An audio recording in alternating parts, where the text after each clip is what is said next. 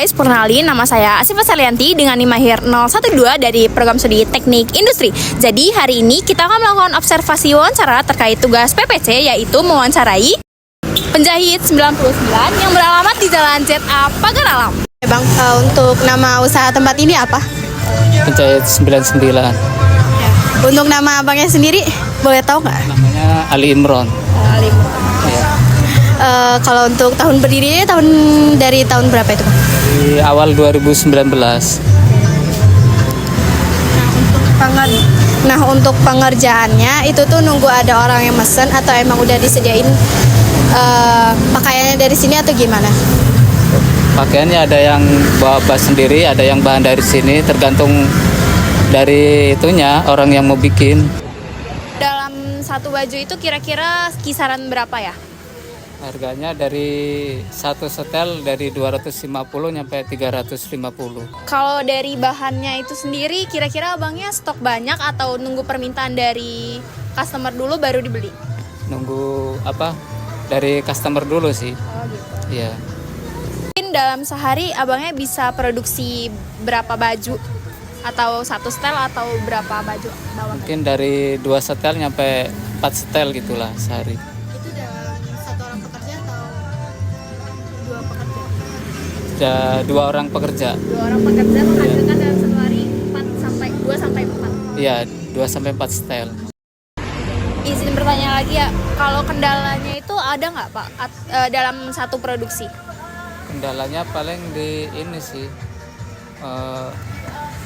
alat mungkin kalau belum ada kan kita harus cari dulu gitu, alat aja sih. Oke, kalau dari pengembangan usahanya sendiri itu bagaimana? Atau emang di sini aja? Atau kayak dari orang ke orang gitu? Dari orang ke orang juga. Kalau platform online ada nggak? Apa itu? Promosi online gitu dari Instagram atau? Belum pernah. Saya pakai dari TikTok, WA gitu. Iya. Paling sekedar kita ngupload dari WA sih. Oh gitu. Oke, terima kasih. Assalamualaikum warahmatullahi wabarakatuh. Sebelumnya terima kasih atas perhatian semuanya. Hari ini saya akan mempresentasikan tentang manajemen produksi UMKM penjahit 99 yang dibuat oleh kelompok 8 RTIC.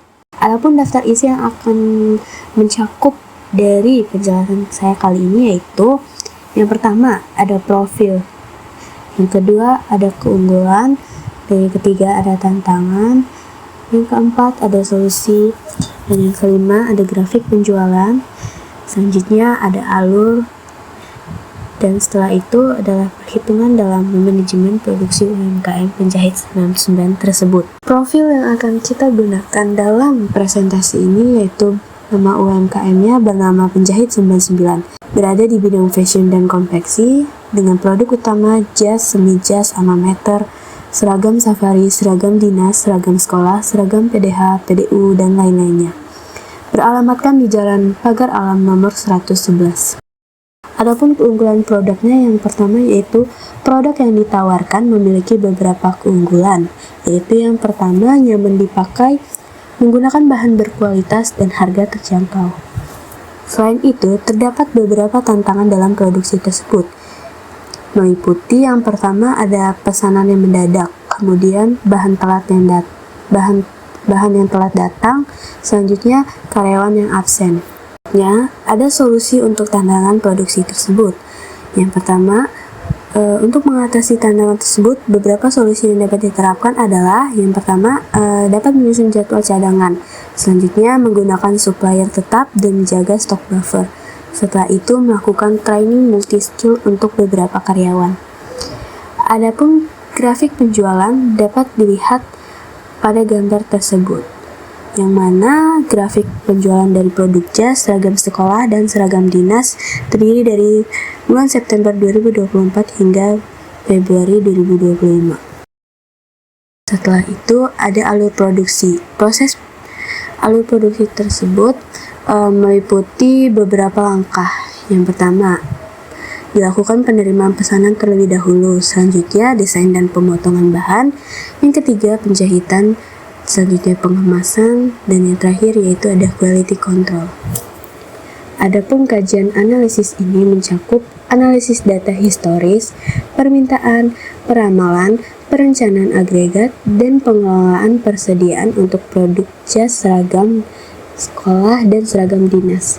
Periode analisis ini dimulai dari bulan September 2024 hingga Oktober 2025 dengan tujuan mengoptimalkan proses produksi dan meningkatkan efisiensi biaya. Yang pertama yaitu forecasting yang bertujuan untuk memproyeksikan permintaan masa depan dan menjadikan dasar dalam penyusunan aggressive planning, MPS, MRP, dan inventory management.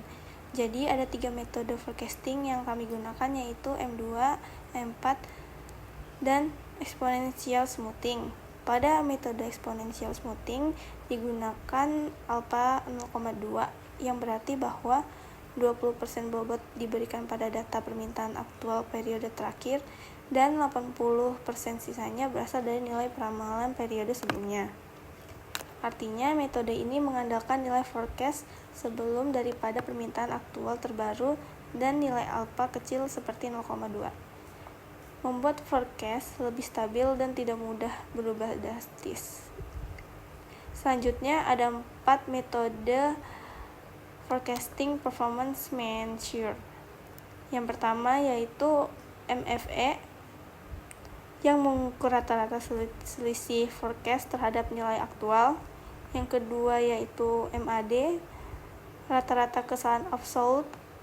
Yang ketiga ada MAPE yaitu kesalahan dalam persen terhadap permintaan aktualnya. Dan yang terakhir ada MSE yaitu kuadrat kesalahan rata-rata. Lalu kemudian terdapat data historis demand yang dimulai dari bulan September 2024 sampai dengan Februari 2025. Lalu kemudian terdapat hasil forecast pertama yaitu JAS dengan M2 yaitu dengan menjumlahkan demand 2 bulan sebelumnya dan dibagi 3. Sedangkan untuk M4 yaitu 4 bulan sebelumnya lalu dibagi dengan 4. Untuk exponential smoothing yaitu perhitungannya dengan menggunakan 0,2 dengan cara 0,2 dikali dengan bulan sebelumnya ditambah 1 dikurang 0,2 dikali forecasting demand sebelumnya. Lalu selanjutnya untuk hasil forecasting seragam sekolah sama dengan sebelumnya. Lalu yang terakhir yaitu forecasting pada seragam dinas. Sama seperti sebelumnya menggunakan MA2 dan MA4 dan eksponensial dengan alfa yaitu 0,2. Terdapat pada bulan Maret 2025 MA2-nya yaitu 37,5 dan MA4-nya yaitu 39. Kemudian untuk eksponensial smoothing-nya yaitu 41,048. Lalu selanjutnya yaitu hasil evaluasi akurasi forecasting pada produk jas dapat dilihat pada tabel berikut yang dimana terdapat 4 forecasting performance measure yaitu MFE, MAD, MAPE, dan MSE. Kemudian forecasting performance measure pada seragam sekolah dapat dilihat pada tabel berikut. Lalu forecasting performance measure pada seragam dinas dapat dilihat pada tabel berikut. Selanjutnya yaitu kita akan menentukan kapasitas produksi yang ditentukan dari jumlah kerja yaitu 4, produksi jas per hari yaitu 5, produksi seragam sekolah per hari yaitu 5, produksi seragam dinas per hari yaitu 5.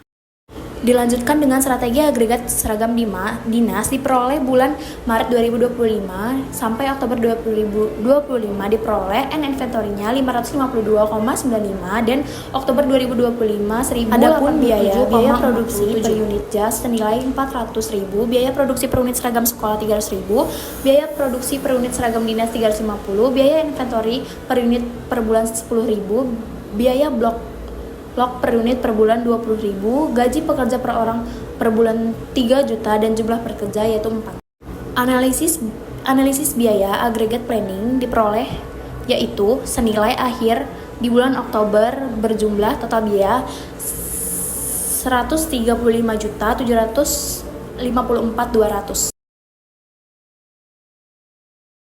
Disegregat planning September 2024 sampai Februari 2025 yaitu diperoleh senilai 870 dengan produk jas, seragam sekolah, seragam dinas dan dengan total 870.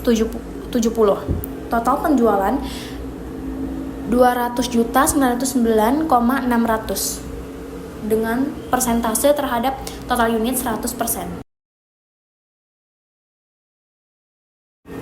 Lalu diperoleh juga di segregat planning Maret sampai Oktober 2025 yaitu senilai total penjualan 299.600.000 dari total unit 870.